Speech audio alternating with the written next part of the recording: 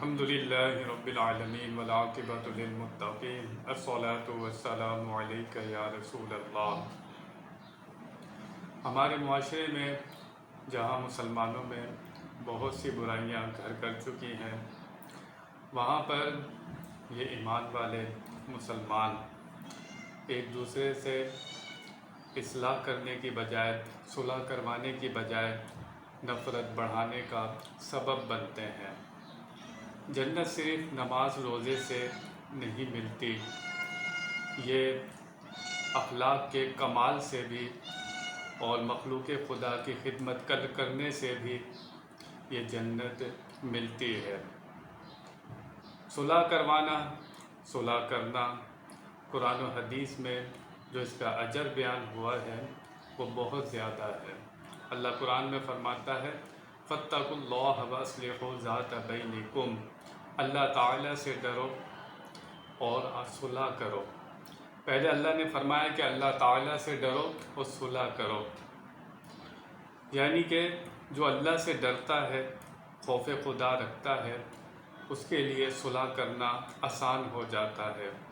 بھائیوں میں، بہنوں میں، رشتہ داروں میں کتنے سالوں تک لڑائی رہتی ہے، ایک دوسرے کا منہ بھی نہیں دیکھتے، لیکن جب خوف خدا سامنے ہو اور یہ بات پتہ ہو کہ مر کر میں نے اس دنیا سے جانا ہے، ہمیشہ اس دنیا میں نہیں رہنا، تو اس آیت کو دیکھیں۔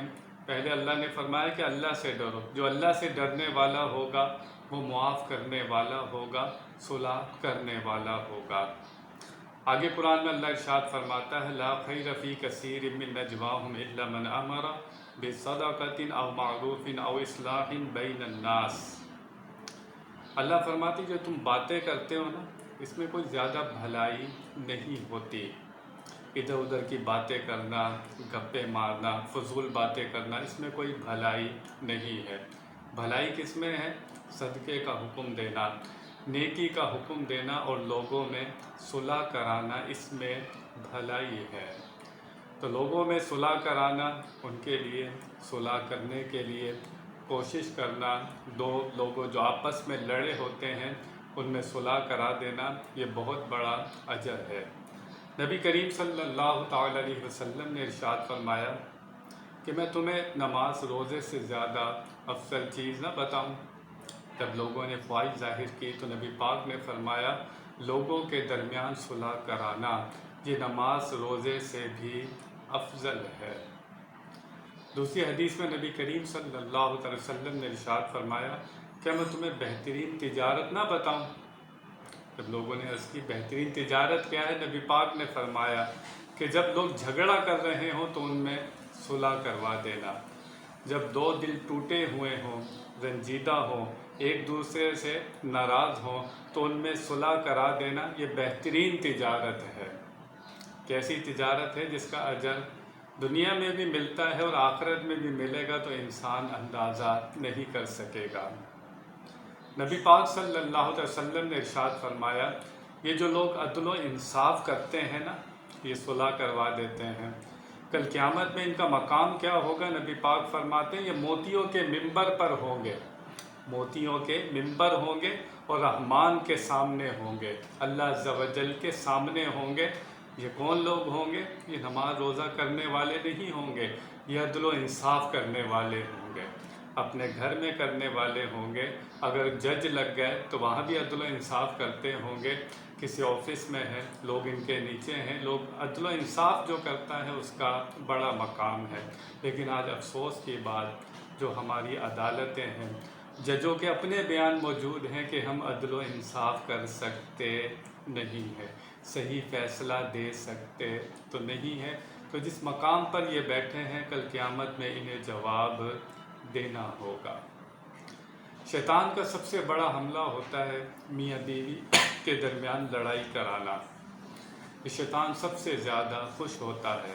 بتایا جاتا ہے کہ شیطان سمندر پر سب شیطانوں کو بلاتا ہے اور پوچھتا ہے کہ آج تم نے لوگوں سے کیا کیا گناہ کرا ہے؟ کوئی کہتا ہے میں نے کسی کو اس طرح لڑوا دیا، کسی کو میں نے گالیاں بکوا دیں، کوئی شیطان کہتا ہے کہ میں نے میاں بیوی کے درمیان جھگڑا کرایا تو شیطان اسے گلے لگا لیتا ہے، کہتا ہے تو نے سب سے بڑا کام کیا ہے۔ تو یہ شیطان کا سب سے بڑا حملہ ہوتا ہے میاں بیوی کے درمیان جھگڑا کرانا، اور لوگ شیطان کے اعلی کار بن جاتے ہیں۔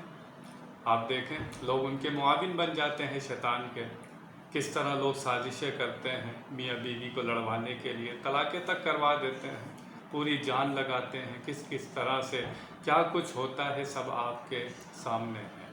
تو قرآن میں اللہ فرماتا ہے یصلح بینہما صلحا، کہ میاں بیوی کے درمیان اگر جھگڑا ہو جائے نا تو وہ کوشش کریں کہ آپس میں خود صلح کریں، تیسرے آدمی کو بیچ میں نہ لائیں۔ یہ اللہ فرما رہا ہے، کوشش کریں کہ دونوں آپس میں خود ہی بات چیت کر کے صلح کر لیں، تیسرا آدمی آئے گا پتہ نہیں کس مزاج کا ہوگا، وہ اور میاں بیوی کے درمیان جھگڑا کرا دے، یا اس کو بھی اندر کی باتیں پتہ چلیں۔ اگر کسی کو مشورہ کرنا ہے تو پھر ایسا شخص ہو جو خوف خدا رکھنے والا ہو، اللہ تعالیٰ سے ڈرنے والا ہو۔ ایک صحابیہ کا بیان ہے کہ نبی کریم صلی اللہ تعالیٰ علیہ وسلم نے کبھی جھوٹ بولنے کی اجازت نہیں دی، 3 مقام پر۔ ایک جنگ کے موقع پر میاں بیوی کے درمیان جب جھگڑا میاں بیوی کے درمیان ان کے لیے کر سکتا ہے، جب میاں بیوی آپس میں لڑے ہوئے ہوں، یا کسی کی 3 بیویاں ہوں، 4 بیویاں ہوں، کوئی بیوی پوچھے کہ میں خوبصورت ہوں، دوسری خوبصورت ہے، تو جس کے پاس جائے اسے کہہ دے تو خوبصورت ہے۔ تو یہاں پر جھوٹ بولنے کی، ایک جنگ کے موقع پر، ایک میاں بیوی کے درمیان، اور جب کسی کے صلح کرانی ہو تو وہاں پر غیر مضر جھوٹ بول سکتا ہے کہ فلانا جس سے لڑائی ہے اس کے بارے میں اچھی باتیں آ کر بتائے، اور اس کی باتیں اس کو جا کر جب بتائے تو اچھی باتیں جا کر بتائے کہ وہ تیرے لیے اچھی باتیں کرتا ہے۔ تو یہ 3 موقع ہیں جہاں پر چھوٹا موٹا جھوٹ چل سکتا ہے، کیونکہ جنگ کے موقع پر آپ سے کوئی پوچھے مسلمانوں کا اسلحہ کہاں رکھا ہے کہ آپ سچ بولیں گے، وہاں پر جھوٹ بولنا ہوگا، وہاں پر سچ بول سکتے نہیں ہیں۔ تو لوگوں کے درمیان صلح کرانے کا سبب بننا چاہیے، نفرت عداوت کا سبب نہیں بننا چاہیے۔ اس کا بہت اجر ہے صلح کرانے کا، 2 دل ٹوٹے ہوئے ہیں ان کو ملا دینا، اور تو پھر اتنا اجر بیان ہوا ہے، تو جو جھگڑا کراتے ہوں گے، فساد کراتے ہوں گے، ان کے لیے کتنی وعید ہوگی۔ جب ثواب ہے تو پھر اس کا جب الٹ کریں گے تو اس کا عذاب بھی ہوگا۔ اللہ تعالی ہمیں صلح کروانے کا سبب بنائے۔ وآخر دعوانا ان الحمد للہ رب العالمین۔